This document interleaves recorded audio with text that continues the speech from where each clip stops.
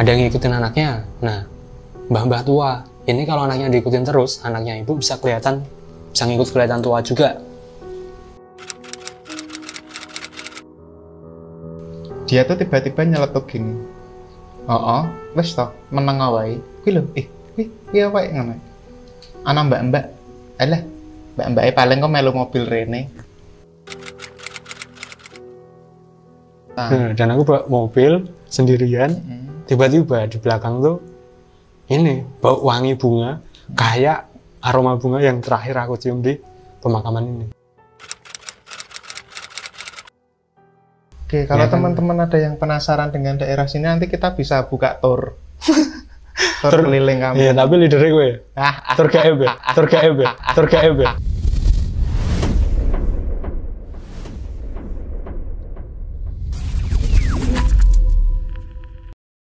Oke, kembali lagi di Lembah Hitam bersama saya Randy Dotbas dan rekan saya Johnny Rafika. Oke, malam hari ini kita akan apa nih, John? Membacakan salam. Membacakan salam. Wah, ini berarti kalau kalau Johnny udah bilang membacakan salam, berarti ada pengirim cerita. Oke. Yuk, malam ini kita akan bawain cerita-cerita pendek yang dikirim oleh pendengar-pendengar kita. Oke. Nah, bagi kalian yang ingin mengirimkan cerita, bisa cek di bawah. Dan buat kalian yang punya cerita-cerita atau pengalaman, tapi itu mungkin nggak panjang-panjang banget, nggak kayak cerita-cerita kita yang di episode sebelumnya, nggak apa-apa, nggak usah ragu buat kirimin ke email kita yang ada di bawah, atau boleh DM langsung ke Instagramnya Randy Dotbas atau Johnny Rafika, dan nanti bakalan kita cantumin juga yang ke alamat yang ada di bawah. Dan Oke, berarti malam ini kita dapat pengirim cerita dari siapa nih, San? Boleh disebut nggak namanya? Namanya disamarkan, kita panggil aja Nona Nick gitu. Nona Nick. Oke. Ini masih di sekitaran kita nih. Nick ya. Yoi. Pakai C apakah itu? Pakai X. Oh, Nix. Iya, Nix dong. Yoi. Gini lagi, John. Biar apa? Ya biar kompak aja. Malas. Oke. Dari Nona Nick. Terus mau langsung ke cerita? Boleh, nggak usah lama-lama. Jadi buat kalian yang belum subscribe, jangan lupa subscribe, like, dan komen. Dan kita langsung ke ceritanya.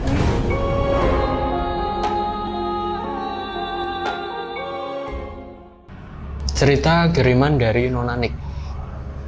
Cerita ini terjadi pada tahun 2018. Saat itu keluarga saya pindah rumah. Tinggallah saya sendiri di rumah lama.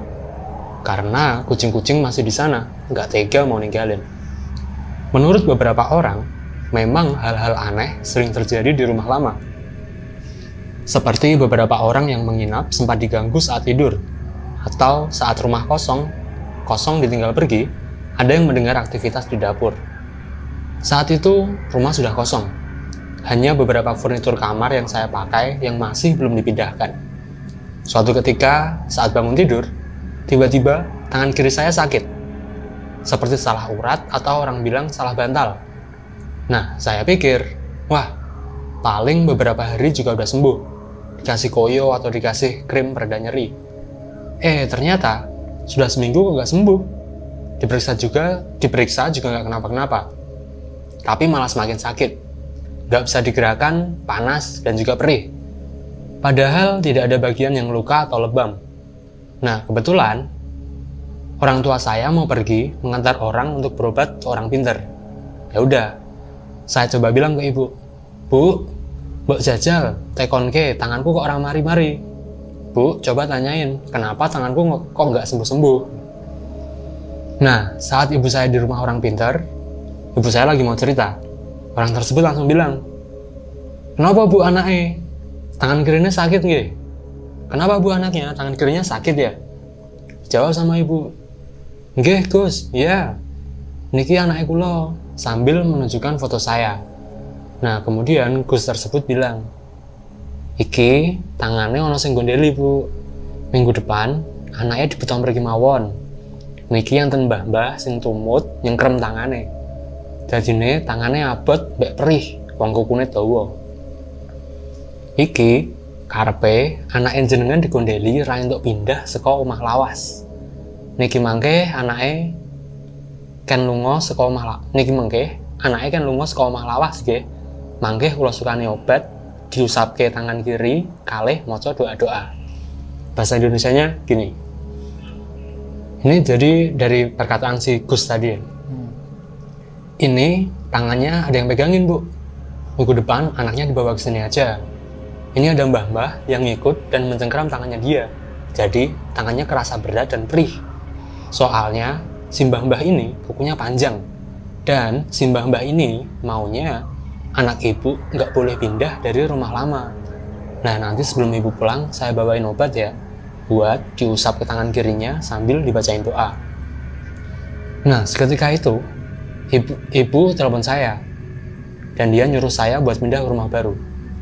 Selama dikasih obat, tangan udah lumayan mendingan, tapi tiap maghrib kepala sakit dan sembuh sendiri setelah Isya. Datanglah teman ibu berkunjung ke rumah. Nah, dia ini indigo. Beliau pun bilang, ada yang ikut anaknya, Bu. Mbah-mbah tua. Iki nak dimeloni terus, anak jenengan iso melu ketok tua.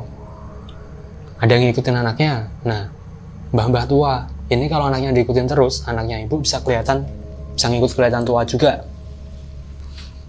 Itu kata tamu yang datang. Nah, setelah seminggu, saya datang ke rumah orang pinter yang biasa dipanggil Gus. Setelah itu, saya diberi obat, syarat, dan doa-doa. Obat sebagai syarat gitu ya. Setelah seminggu, tiba-tiba sakit benar-benar hilang dan sudah tidak berani lagi ke rumah lama. WK sekian. Gitu. Itu cerita dari Nona Nik tadi. Itu rumah lama? Iya.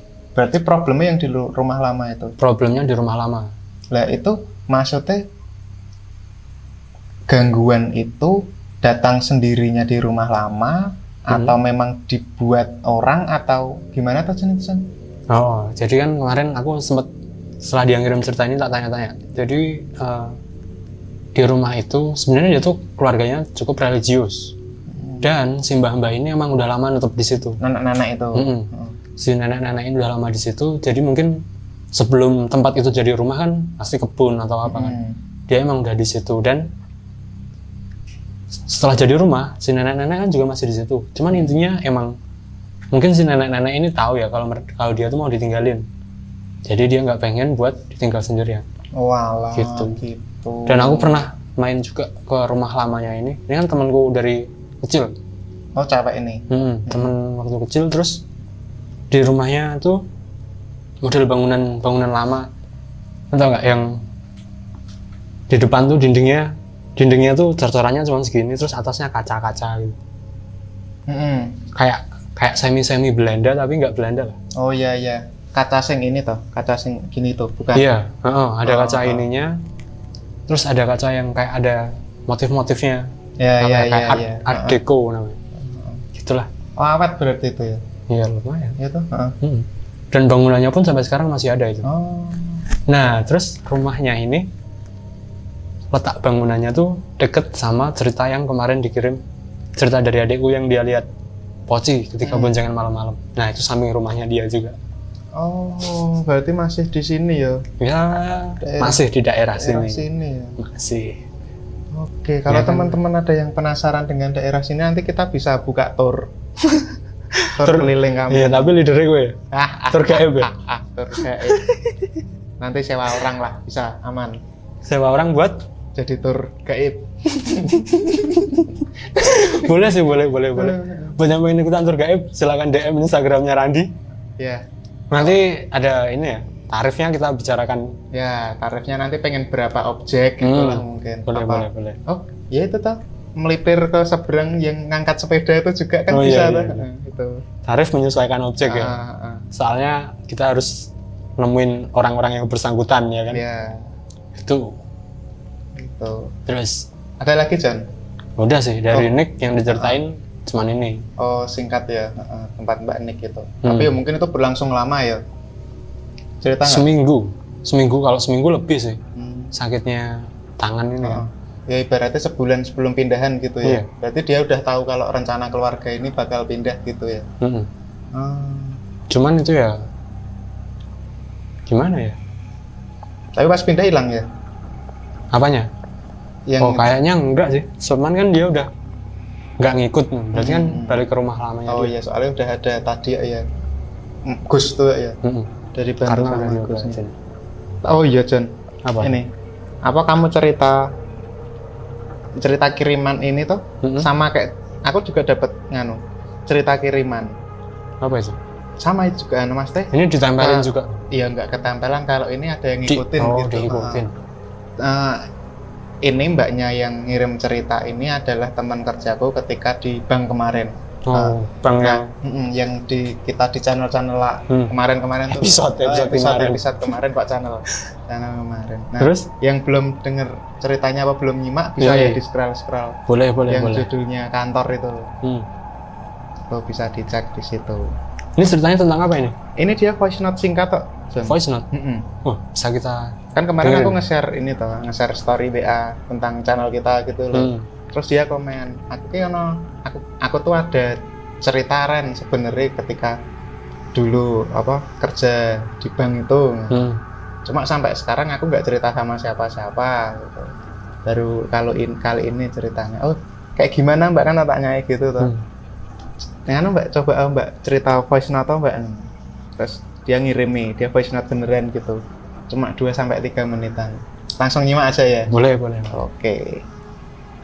Ini kejadian beberapa tahun yang lalu aku alami waktu aku kerja di salah satu bank di daerah Salatiga. Jadi waktu itu dan itu tuh pulangnya mesti overtime. Nah, sekitar jam 10:30 lebih lah. Nggak sengaja kan aku lihat ke parkiran, sementara waktu itu aku ada di lantai 2. Aku lihat ke bawah kan, terus aku lihat Pak Satpamnya itu sama anak kecil. Nah, aku kira itu anaknya. Nah, anaknya itu dadah-dadah sama aku kan. Nah, otomatis kan aku balas dadah-dadah ke dia. Habis itu udah kerjaan udah pada kelar, terus kita mau pulang. Nah, aku tanya ke Pak Zainulnya, Pak, kok tumben anaknya diajak ke sini? Nah, terus bapaknya bilang gini, Mbak, anak aku tuh masih bayi. Langsung aku deg-degan dong. Nah, siapa tuh anak kecil yang aku dadain dari tadi? Kisaran umur mungkin 6 tahunan lah itu bocah. Terus aku pulang itu jalanan sepi banget kan. Nah, nggak sengaja aku tuh lihat spion tengah. Nah, di belakang aku itu ada cewek. Nah, sumpah aku cerita ini deg-degan banget ya, sampai sekarang aku merinding.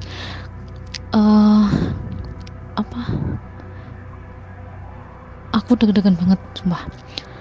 Itu di belakang aku. Langsung otomatis aku baca doa dong. Tapi aku malah salah baca, tololnya aku.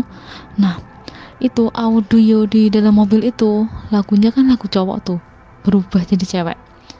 Langsung deh aku buka itu jendela semuanya. Nah, si mbaknya itu hilang di daerah Roncali. Daerah itu dia udah nggak tahu kemana ya. Habis itu aku langsung ngebut sampai rumah. Itu sih yang aku alami beberapa tahun yang lalu, dan ini sangat real. Ayam tuh end of month, akhir bulan. Dia kan lembur toh, fajar lah sampai malam gitu. Jadi setelah pulang itu kejadian dalam satu malam. Satu malam berarti. Yang dia ngelihat anak kecil, dikira anaknya si satpam kan. Padahal yang ngapain juga satpam berangkat kerja bawa anak ya kan. Dan lembur, kan gitu tuh. Terus ini beneran setan dalam mobil tuh seru-seru, sedap. Iya kan. Kalau kita dalam ruangan tuh masih bisa keluar selesai. Kalau kita di luar ruangan ya udah lari. Nah kalau dalam mobil, ya kan, digas ya kan udah di dalam. Seru.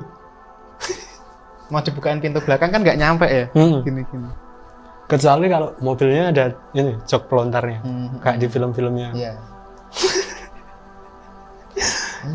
ngeri. Kan dia nyebutin toh hilangnya di daerah Roncali gitu. Terus saya tanyai, loh, lah emang numpangnya dari mana? Dia tuh nggak sadar. Berarti kan dari kantor yang itu kan? Antara dari kantor atau dari kantor sampai ke sebelum pom bensin kan nggak tahu, John. Cuma dia sadarnya ketika lewat pom. Tak tanya itu. Dia lihat belakang, ya mungkin karena pom yang 24 jam terang terus gitu ya, baru ngeh mungkin ya. Dan dari pom ke tempat itu kan lumayan, 5 menit 10 menit kan. Iya, walaupun Kalau bawa jalannya mobil, lurus kan iya. tetap ngeri. Hilangnya dironcalin apa ya. Cuma itu John, Mas teh setelah Roncali itu kan ada sekolahan lah. Katanya tuh emang satu blok itu kadang kalau orang yang lagi apes lihat ada ular melintang langsung di situ. Oh ya? Padahal aku tiap pulang malam pasti lewat situ. Ya nggak apes berarti kan? Iya sih. Dulu, tapi itu cerita lama itu, yang ular melintang gede itu. Oh. Beberapa tok yang pernah lihat katanya. Terus aku ini nih, karena ceritanya tadi dan dalam mobil ya kan, aku pernah nih malam-malam pulang melayat. Jadi malam itu tuh biasanya kita nongkrong kan. Malam itu nggak nongkrong karena bapaknya temanku nggak ada. Nah kebetulan nggak adanya malam dan dikuburin malam itu juga. Daerah mana nih? Di Ambarawa. Oh, Ambarawa. Pulang aku jam sebenarnya gini. Dari pemakaman tuh yang terakhir kan pasti keluarganya. Nah aku pelayat terakhir yang ninggalin situ paling belakang lah. Cuman nggak tahu sih kayak feeling gitu. Nah setelah dari makam pulang tuh udah jam 12-an malam. Oh, keras. Tepat setengah malam dan lewat Jalan Bawen tahu kan? Jalan Bawen sepi, kosong. Bawen, kebun kopi itu ya. Sampai jembatan Tuntang. Dan aku bawa mobil sendirian. Tiba-tiba di belakang tuh ini bau wangi bunga, kayak aroma bunga yang terakhir aku cium di pemakaman ini. Anjir, dan tahu kan? Setelah Bawen itu ada makam di kiri jalan juga. Betul. Itu terkenal serem juga kan. Tepat beberapa ratus meter sebelum tempat itulah. Wah, kok wangi. Samaan kayak itu dari mobil, mau gimana nih? Langsung tengok spion. Kalau mau nunjukin ya udah tunjukin. Terus kenapa ya? Tak tantangin gitu. Enggak ada apa-apa. Tapi banyak hilang di mana? Wanginya hilang. Langsung hilang. Atau mungkin tuh halusinasi, terus aku nyium terus tak berani-beraniin jadi hilang, nggak tahu juga sih. Tapi posisi jendela kaca itu kebuka semua. Oh, kebuka semua. Ya, sorry, mobilannya nggak pakai AC coy. Maksudnya gitu. Itu bau di dalam ruangan gitu ya, bukan bau dari luar yang masuk gitu ya? Enggak. Baunya itu malah kerasa dari belakang gitu. Dan itu belum lama, kejadian belum lama, masih beberapa bulan kemarin. Itu. Oke. Itu berarti itu kan daerah asinan namanya. Bukan. Bawen. Oh, Bawen nih. Bawen beda. Oh, belum masuk ke itu. Kebun kopi nih. Kan aku lewat Bawen. Oh, lewat Bawen ya lewat kebun kopi. Ada kebun kopinya. Nah, iya, maksudnya makam itu kan termasuk asinan toh? Bukan, itu Tuntang. Oh, itu Tuntang. Itu Tuntang maksudnya. Tapi yang kampung satu di makam tuh Kelang, nama kampungnya Kelang. Lah ya itu kan asinan toh. Ora, beto. Oh, itu toh. Beto lah. Nah, biar wes percaya. Oke, John. Soalnya tuh lah. Soalnya aku pernah dari nonton teater di Semarang toh. Pulang itu lewat sing asinan Sumurup tuh loh.